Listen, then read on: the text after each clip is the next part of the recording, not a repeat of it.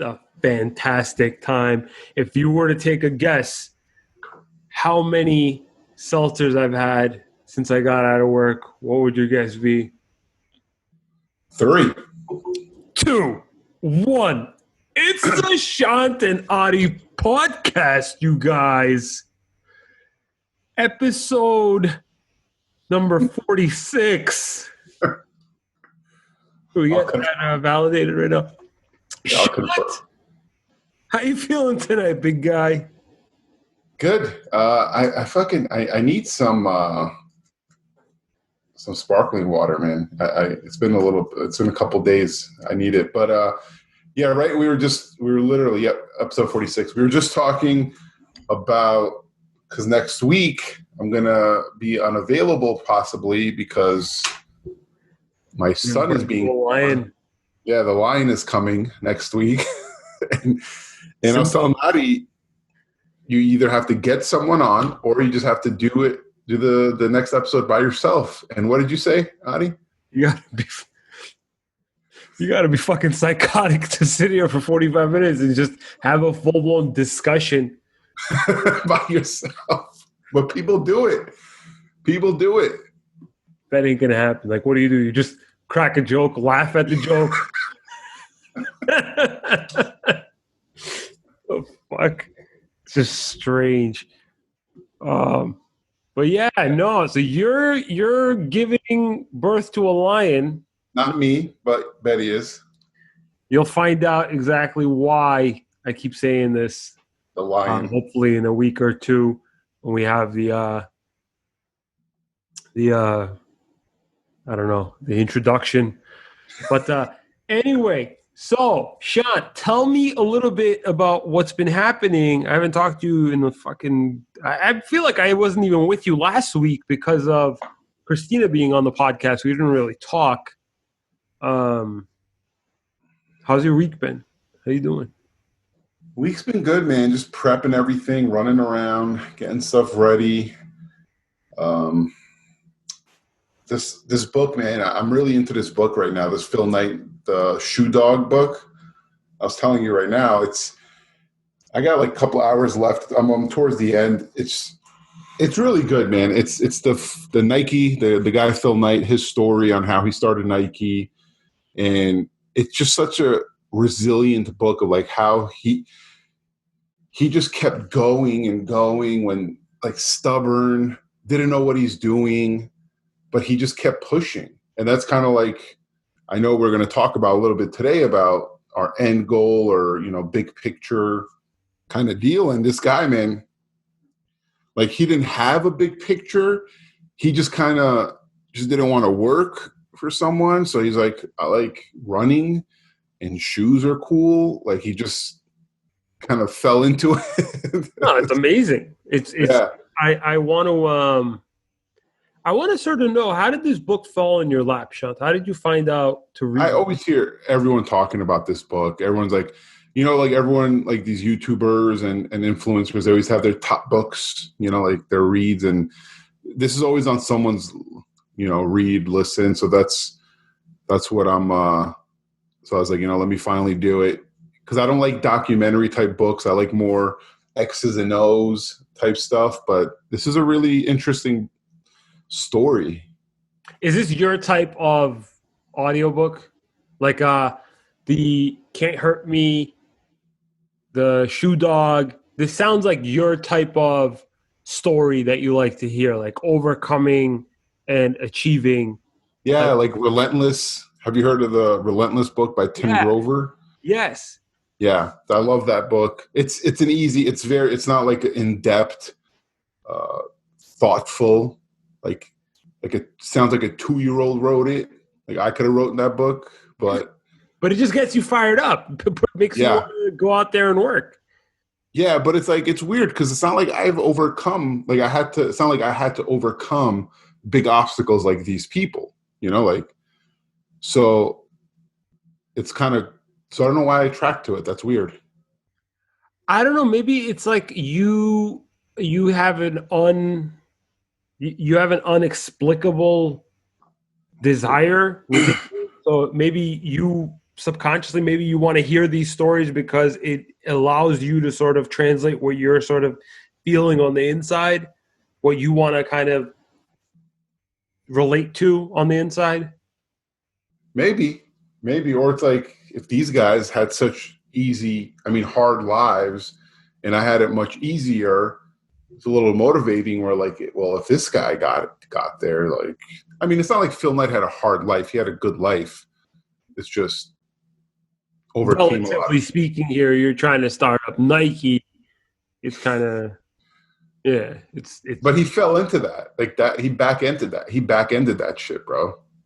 It's so gangster. It is so gangster. But I guess my question is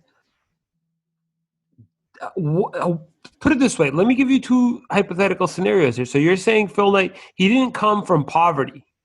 No, good background, good family, not wealthy, not just. So I keep on hearing these stories about how people, like, let's say they come from shit and they end up just doing amazing, right? Mm-hmm. And had it not been from them coming from shit and eating shit, they would have never gotten pushed to do amazing. Do you feel like that's bullshit, Shant? Do you feel like it really it's not something that you learn, it's something within you, the desire to want to work, even if your father is a millionaire, you could still be that hustler type mentality? Or do you think that you got to come from some sort of disadvantage to be able to do what what a lot of people can't do? No, I don't think it has to be a disadvantage. I think it's kind of within you, right? Do you feel you had a disadvantage growing up? I didn't, honestly. I didn't, and it's really like it's such a, like, I was being such a baby thinking about it. Like, yes, we did go through some shit, but like, dude, like come on, how bad could it have possibly been? You know what I mean? I think I could speak for you and myself, kind of in the same boat. Like, we never had a lot at all, right? No. We come from like not much, but we're not. You're right. Sorry. Go ahead. We come from, two pairs of shoes, maybe, like. You have any Jordans? No, never. Never. My dad would smack me if I pay less. That's all we shop, pay less. And that was expensive for my dad, but buy one, get one. Best. But like, there was an issue, like there was an era where like my dad, got laid off and it was tough, but I didn't really know like what was really happening. I did, but like I didn't think like, oh my God, we're not going to have our next meal. Like we didn't have that kind of struggle, but there was some struggles. Like we couldn't enjoy all the things other people enjoy. We didn't go on vacations. We didn't go on, our vacations were coming to Boston and seeing you guys. Like that was vacation.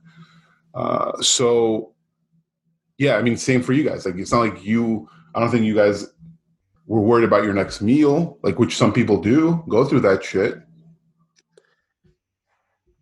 It's sad though, Shant, because you hear about these stories, and man, people go through some crazy shit, and then it's relative.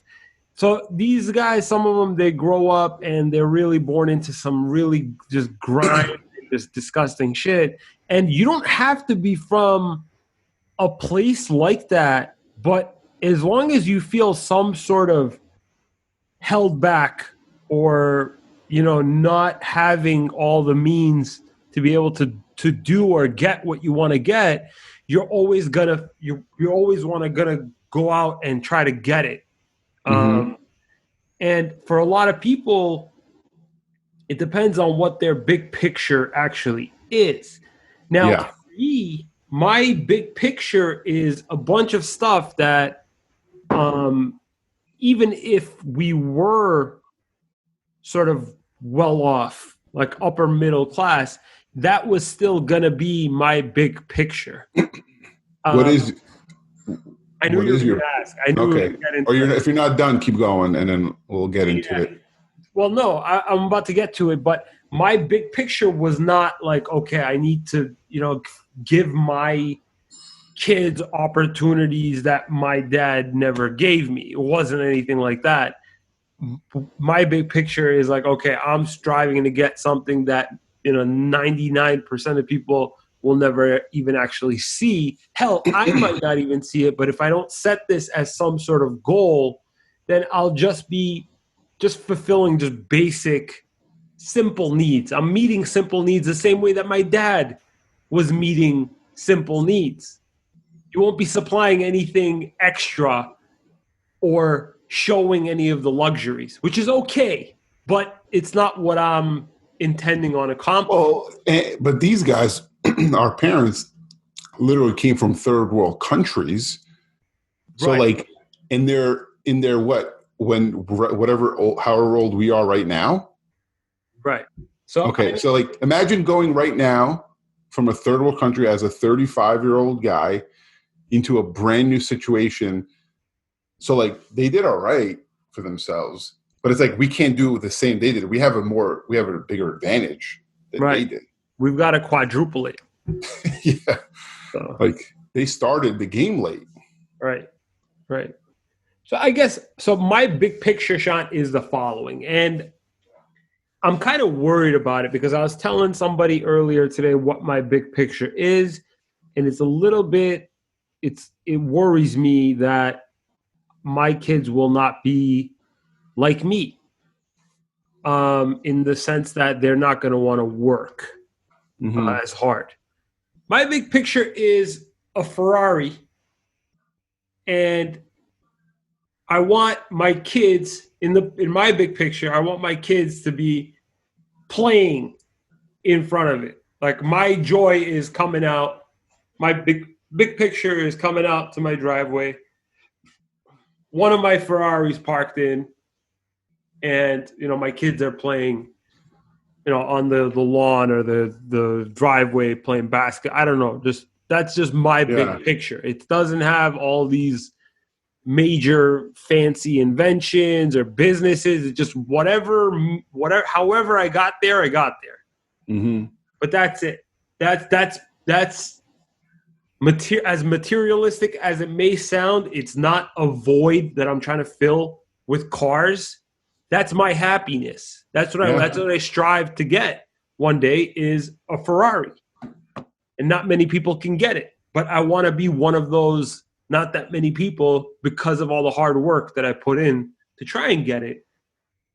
But this worries me, Shant, because I'm worried that kids, when they see this kind of shit, they lose motivation to work as hard. So that's what stresses me out. And I want to dish that back to you. What are your Mm-hmm. thoughts on that? Because we're talking about guys that didn't come from bad backgrounds, but they went out and started Nike.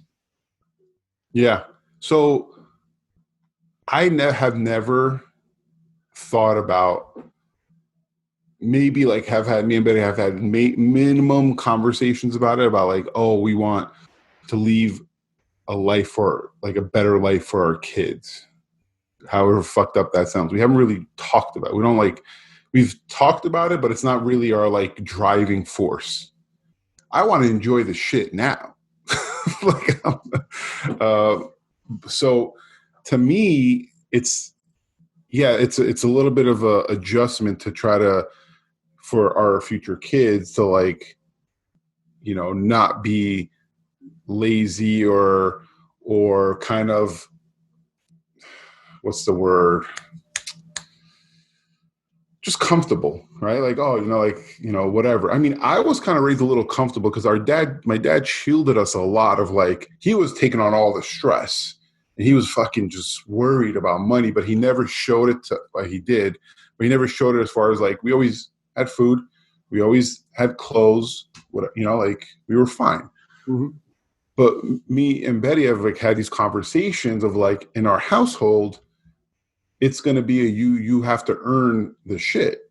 Like you want it starts from the smallest things where like as they get a little older, oh, you want that you want eggs. Okay. There's eggs in the fridge. There's a YouTube on how to fucking make eggs. Hey, Alexa. Figure it out. Like, and it starts there, right? Like little things. And then gradually, for us, what really helped us, I think, is like, since we were like 13, 14, we had to like work. Like our parents, like, hey, go work. Get out there.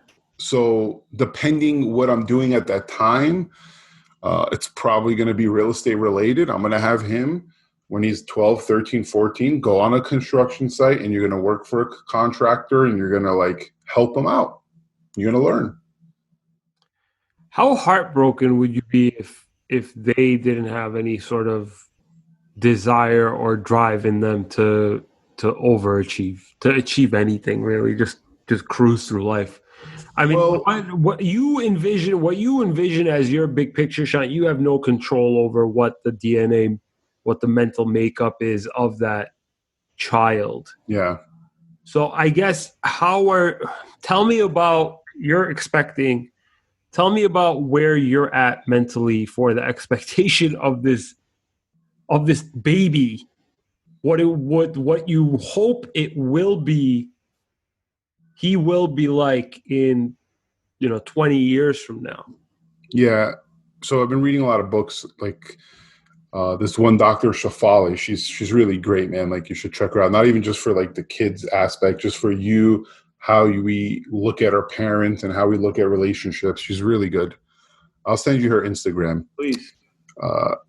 So the problem is when we expect our kids or want them to be a certain way is where we have trouble. That's where parents have a bad relationship with their kids because now they're resentful of you, right?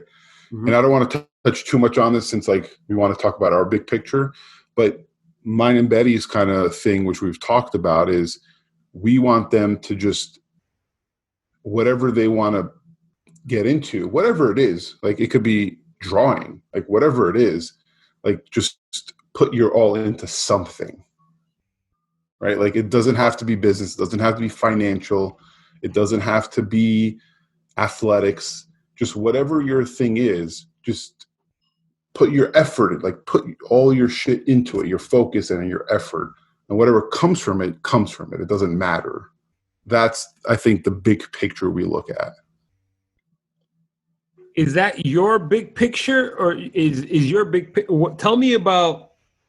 So first of all, I commend you on that. That's a very, very good way of looking. It's going to be tough. We'll see how long it lasts until I. Well, I mean, put it this way, Shant. Keep in mind when you're doing your whole parenting thing that I wanted to open up my own body shop. You know that. Yep. I wanted to be a body man. So I completely understand the notion that if a kid wants to do a certain thing and you're telling him or her no, like you're cutting out some sort of like a desire within them. Mm-hmm. And they're always gonna like grow up thinking what if. Yeah, because your dad's never stopped you from wanting to do a body shop, I'm sure. Yeah, he has. Oh, okay, sorry. So let's move on to the my big picture, I guess. Yes. What is your big picture? And tell me a little bit about the makeup of your big picture. I could ask somebody what their big picture is, and they'll think of an item or just a thing or a place, like a retirement home in Greece. Like that's your big picture. Like I know somebody else in this household that has that as their picture. Your roommate. So it's okay, but what is the makeup of that big picture for you? So it's a good question. It's kind of complex, right? So it's, first of all, it's ever changing, right? Like it's, as we grow and get more into stuff, it's going to change and evolve, right? Because what we want today is not what we're going to want probably tomorrow, right? Saying that, my big picture before was a lot different than it is now, right? And I think so before, my big picture would be have a nice job, pension, blah, blah, like the nice ladder. And then it evolved to reading Rich Dad, Poor Dad, have my own business, make like 10, 15 grand a month, and I'm good. I'm good. But when you start, it's my dog. When you start being around people who are just on different levels than you are, it really starts to open up your mind to like, wait, this is like, we do this and you do this, like you're not that different than I am, right? Like Phil Knight is not some bigger, he's not like a brilliant person, like like Tesla. He's a fucking, what's his name? Elon. That guy's Elon Musk. He's brilliant. Like I'm not going to be Elon Musk, right? He's just a different machine. So you start looking at shit and you're like, okay, 15,000 a month for me is great, but this quote that's always stuck with me: a lot to me is a little to someone else, right? So what me and Betty have started to doing is kind of pushing our limits more and more, little by little, right? So when we go on vacation, we go a little bit better. We go a little bit better and kind of taste like the finer things, but not the major finer. Like we go levels, right? There's little levels to this shit. You go from, Toyota to BMW to Mercedes. I had a feeling. There's levels to this, right? Yeah. And we we start going to higher end luxury car places, and we test drive them. We go to $1 million listings. We walk in it. We just be like around it, right? So it just feels normal. Okay. So my big picture, it's not materialistic stuff. Me and Betty are not materialistic at all. Like it's not a thing. It's more of the freedom to just not worry about anything and do what you want, because there is people like that. And if someone else is like that, why can't we be like that? It's kind of our mindset, right? Now, long-winded kind of answer, but my big picture, it just popped up literally a week ago, because me and my business partner have been talking about this. I looked online. I've been looking for big apartment complexes, to purchase in the future, right? I saw one for $120 million. It was 500 units, okay? And it was bringing in about $700,000 a month. Peanuts. So before, my mind has always been get 4-unit buildings, 2-unit buildings, maybe get a couple 4 units, adds up to 20. But I started meeting people now, this 25-year-old kid who's about to purchase his first unit of 32 units, right? And I'm just like, there is people who own 155, 530 unit buildings. Why can't I? You can. Yeah. So it's just like, now my mind is, I want that big complex, not to like, it's just weird. It's just, it's going to prove more inside to me that like, if you just think big enough, you could just get there. So yeah, long answer. So yeah, and so your think about picture is a huge apartment. What's it called? Building. Because of what it represents. You're attaining it. You're attaining that big achievement. That's the actual same with the Ferrari. It's just more or less to a little bit more expensive to buy that 500 unit. Yeah. So listen, I'm praying you get it. I'm not,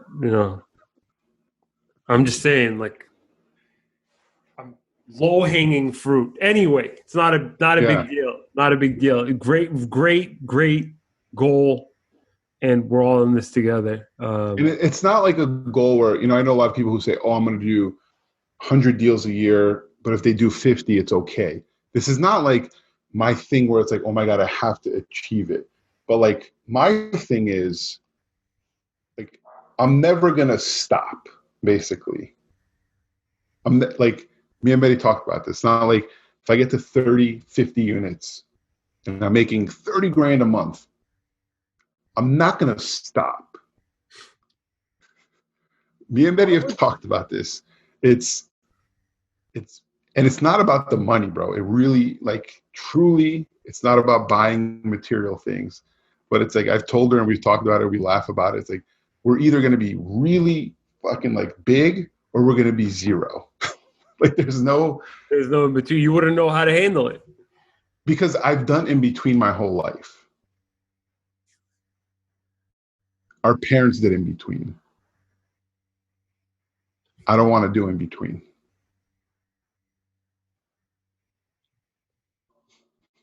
You mean in between, as in your effort level? Just taking it to the next step every time, not just. I got you. This is, what's tough though, bro? Because if you look at the family, it's not like anybody in this family is like shitbag or anything like that. It's just nobody goes out and says like, oh, I'm gonna go hard every single day I wake up. Like, it doesn't. Most armos anyway nowadays. I'm not doing that. I'm not right now. I'm not doing any of that either. Right now, I'm sort of in like I told you last week I'm in a burnout phase right now. I'm trying to recollect exactly what is important to me, what I'm trying to phase out. But regardless, I'm right now. It's funny because this past couple of days I've been listening to this audiobook called The Power of Now. Right. And it says that we focus a lot on the future. When you have a big picture, you're in essence putting a lot of weight on the future. The fact that you do have a big picture says that you do, to some degree, live and die by the future and not appreciating what you've got in the moment. So with that sort of being said, I'm not trying to get all like, I don't know how to put it, but I'm not trying to do any of that spiritual bullshit on you. But the idea behind it is that big picture fills a void that you currently possess. Now, yeah. So to touch on that real quick, please, because that could be an issue, right? If you are working towards something because you're just blocking out what's happening now, blocking out the past, and you're just looking forward, you're going to lose a lot of things, right? That's why me and Betty, like, we literally, we probably once a month, we talk about, like, just it comes up in random conversations of like, wow, just 2-3 years ago, we literally could not imagine us being at this stage. And like, it's gotten better every year. It's gotten better. And we always look back at it and we're like, it's crazy. We are so happy that like, we're even here from where we started. Okay. Like no one around Betty, okay, that knew Betty thought it was a good idea to marry me. Okay. So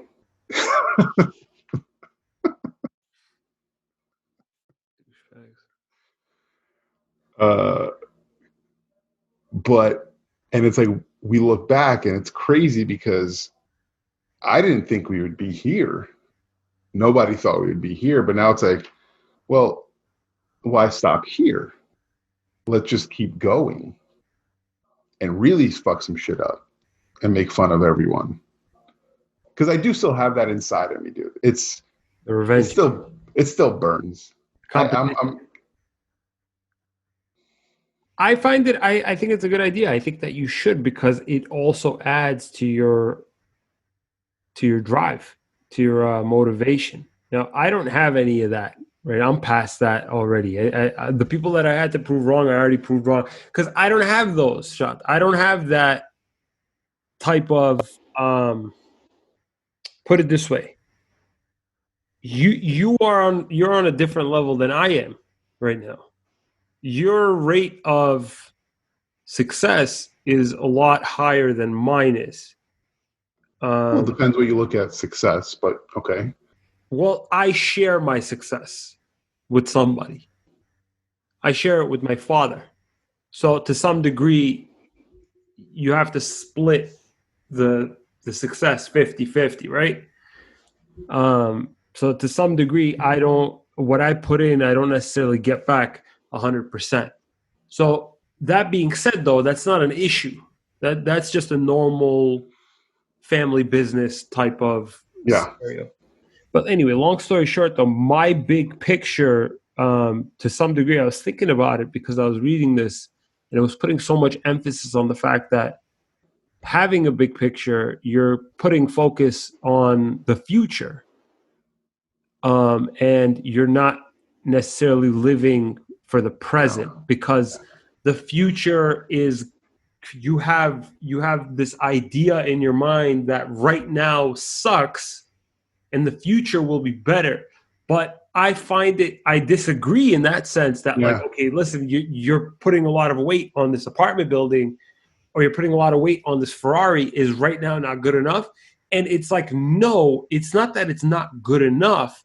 But what that does is that provides motivation to make right now a lot more powerful, a lot more energetic for you to be able to do your work to a higher level, because that image of later is making you want to go crazy right now.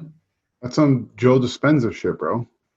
So, I mean, oh, by the way, I read his book last week, or listened to his book last week, and it's insane because, Shant, man, like I'm telling you, a lot of people are just like, no, you got to live in the present. You got to just think about right now, and I get that. But there's nothing wrong with, like, put it this way, it's contradictory tools, right? We have this big picture because that big picture, believe it or not, it's burned into your mind. If I do this to you, if I were to tell you, you've got an email to write, that email is on the forefront of your brain.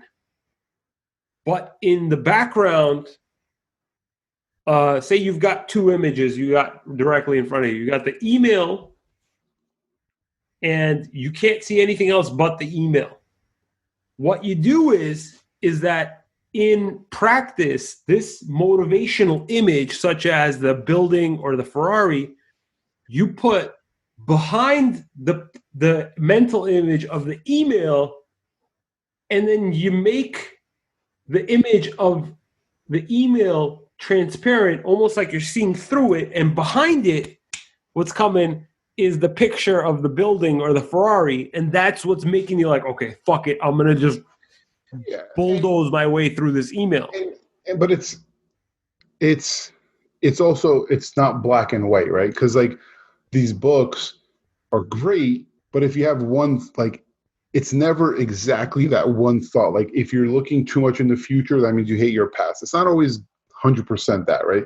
Everything is nuanced, right? Like to me, if you're 100% Democrat and only believe in their stuff, and you're 100% Republican, like no, shit is nuanced, man. Like there's a lot of factors, right? So like to me, you could be excited about your future and want that so bad, but still love your present, right? Like it doesn't have to be one or the other. I think the future, like you said, excites you to do stuff now. Right. Like I think I'm the luckiest person in the world. Like to be honest. Right. Even if you were to cut the success short and end it and keep where you have right now for the rest of your life, you would still be considered blessed. You would Yeah. still consider, Like, dude, are you kidding me? yeah. So yeah, I think you could have it's multi-leveled and multi-layered. You could have different, you know, let me ask you this. Let's change topics real quick. What will you do if you get the Ferrari, let's say, just hypothetically, in 5 years? Then what? As in, my success brought me to a point where I now got the Ferrari in 5 years. Yeah. Does that mean you're done? Have you thought past that or not yet? No, but I'm coming from a place where I didn't have much hope in year over year. I don't know, this is gonna sound fucking crazy, but really living past 40. Don't Wow. yeah, don't Okay. Maybe yeah, don't that's go another to episode. But so now I'm guessing you see yourself past 40, right? I'm hoping, yeah. Yeah. Cause like seems like you're taking care of yourself, health, mind, you're doing all that. So you haven't just thought about it. Okay. So I just what it is that I coincided the two for a long time, as I may not even see it. I may not even be alive to actually get did it. you how long has this Ferrari thing been in your mind? Like how many years would you say? Probably At one point I made a statement back in like 2013 where, like, if I don't have a Ferrari by the time I'm 30, I'll be upset. But it but in your mind for the past 7 years, Ferrari was the goal, right. right? Besides that brash statement you made, forget 2013, we're a little younger, we're a little less thing. 15, 16, 17, maybe 15, 16. Did you really believe it was possible? A Ferrari? Yeah. No, man. I had the M3 as my goal back then. I didn't even Okay. know that I was going to have by now two M4s.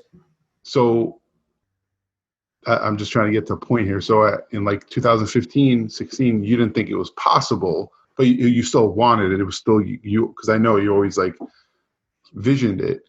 But now, do you think it's possible? The Ferrari? Yeah. As long as I'm alive, I'm going to have a few. Yeah. Like, yeah, health considered, everything works. Yeah. Yeah, I'm getting a Ferrari at some point within the next like 10 years. See, so like, it's crazy how it kind of grows little by little, year by year. First, you're like, you say it, you don't really believe it. And you're like, yeah, well, I'm going to get it by the time I'm 30. Then you're like, I'm probably not going to get it. You're like, M3, M4 would be nice. Maybe Porsche, maybe. So, Right. but what started shifting? For me, I know what shifted because my thought process wasn't like ever big stuff. Um, I couldn't fathom thinking, because look at it this way: whatever I make this year, people make that in a week. Okay, Right. so what shifted? You're kind of like starting to believe it. For me, it was hanging around different people. Not that I cut off my friends; I still have all my friends, but hanging around different types of thinkers is what made me kind of shift to really believing this stuff. When did you start kind of thinking you're going to have a bunch of Ferraris?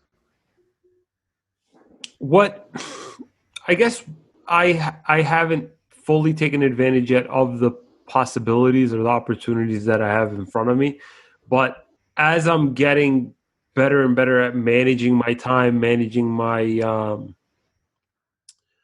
effort and my energy, I'm now looking at ways on how to utilize the resources I've got in front of me, whether it be, through YouTube and affiliate marketing opportunities and different ways I could be making money, as well as passive income, um, the amount of opportunities that are in front of me that I'm currently using, it's like a light that's sort of like, holy shit, just fucking burning through and like, and like, you know, So feeding into my, my outlook on where I'm gonna be in 10 years just based off of sheer growth, compounding.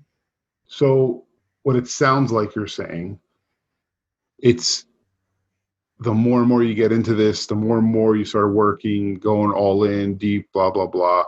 You just started seeing it's easier. It's not easy, but it's easier than you thought how you could just make money from different avenues. Right.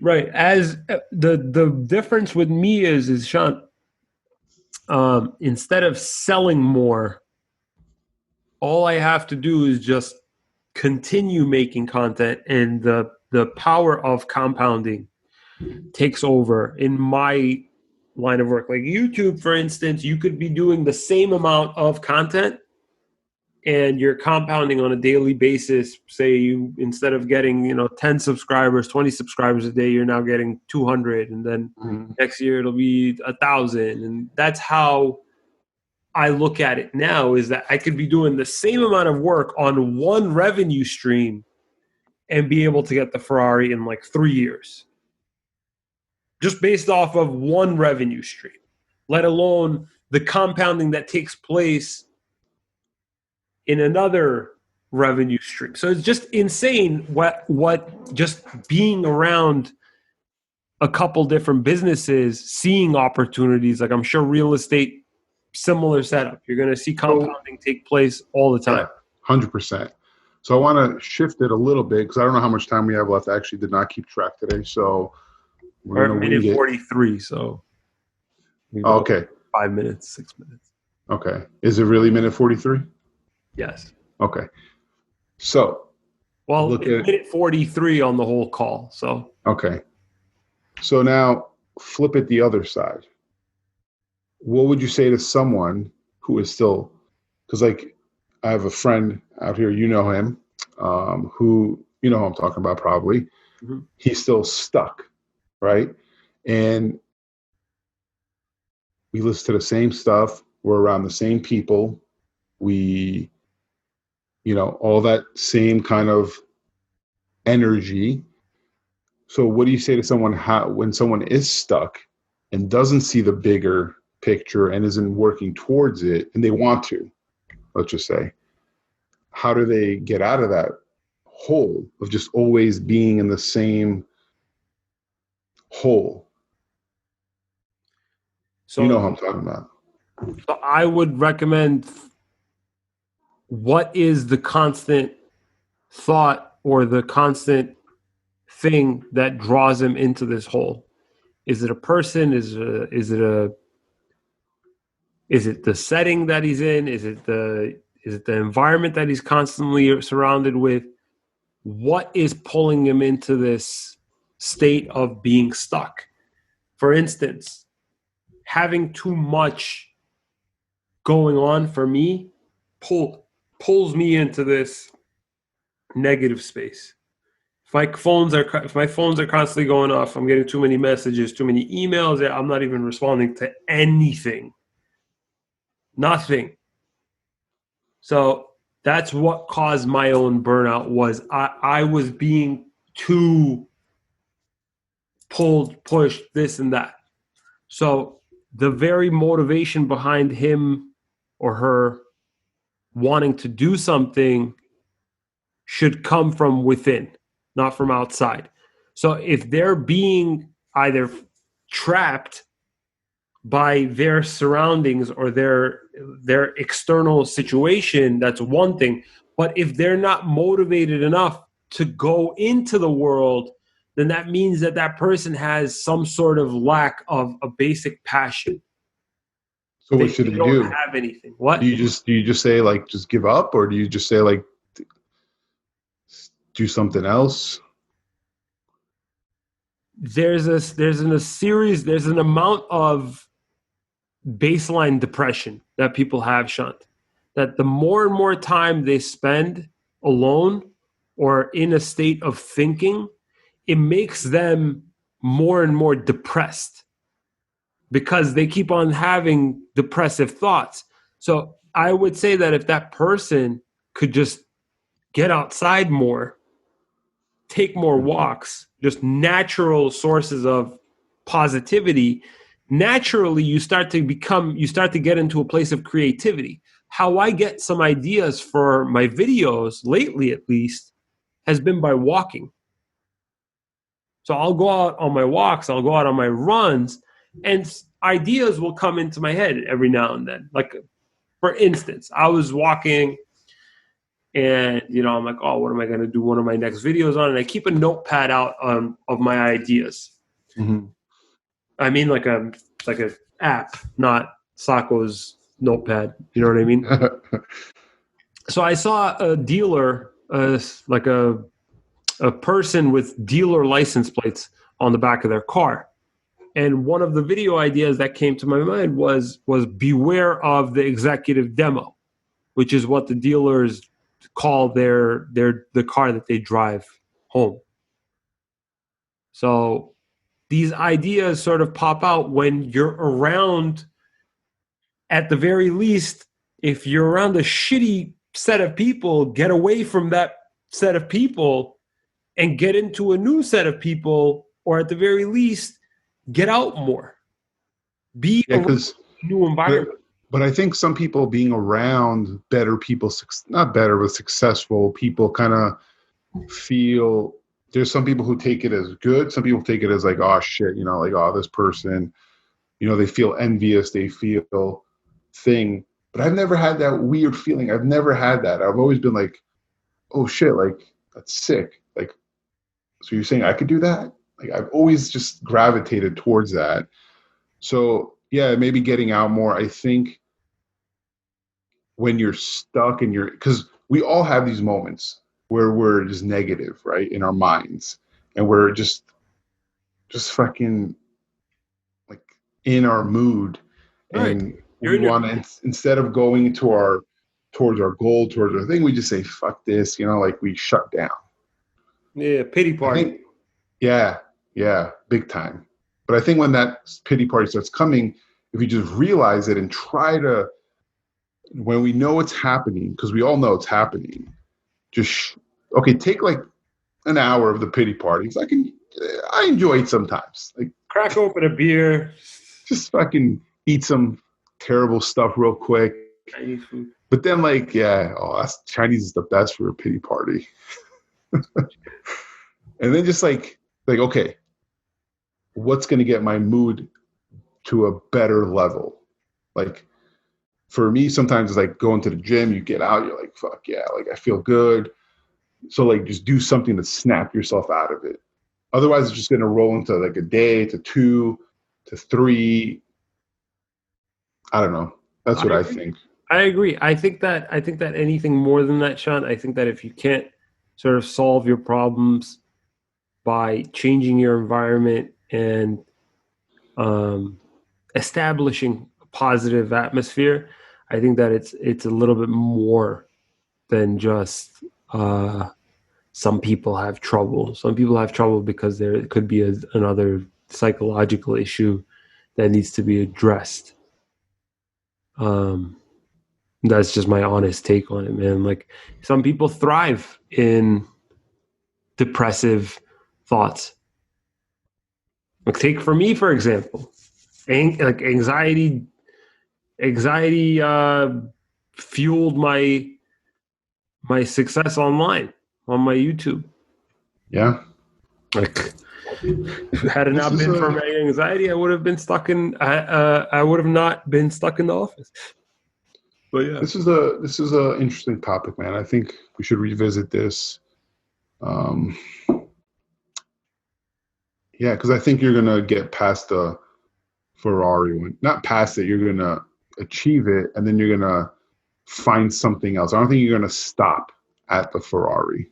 listen, man. Property is cool and all. Like, I'm down to purchase more property, but it doesn't get me. It It has to doesn't get get you me excited. wet like the Ferrari does. I'm sure when you hear that fucking engine, like it's just, um, You don't understand, Sean. He is Beethoven for me. The sound of a Ferrari is better than an orgasm, like a I fake orgasm, like I a get it. porn It's, orgasm. dude, I fucking get it. For me, it's because my Scottsdale house. We make $700 a month from that. So I just feel like these people, these three girls that moved in, first of all, they're so appreciative they have a place to live. So it feels cool. Like we found them, like we got them a house to live in, and they're paying on top of like the mortgage and everything. They're giving me $700 a month just to like, here you go, man. It's fucking awesome, dude. It's amazing. Like, just sick. Like, it's just stupid. But everyone has different things, man, and it's Times 100 is 70,000 on that yeah. 700. Just so you know. So when Betty and I went to Hawaii, we made it a thing to spend more than we actually budgeted, and like a place where it's just. So we stayed at the Ritz-Carlton. First time we've ever stayed at a high-end hotel kind of thing, and it just felt like it's different, man. It's just different. I don't think I've ever stayed at a really expensive hotel. Me neither. And it's like, for us, it was a lot, right? Like it was a lot of money, but for everyone there, it was little. That's what got me. Except for that Nissan guy. It's, hey, check me out. So, and then what we did, so we were in Maui, like probably a 15-minute walk. There was another resort next to our hotel, which was, I'll tell you the price a night. It was 3 or 4,000 a night to stay. Nice. So we walked over there because I'm like, okay, I need to know what the fuck 3,000 a night feels like and looks like. So we walked around the hotel, we looked at and it's just like, fuck, like there's a lot of people here. These fucking people could spend 3,000 a night.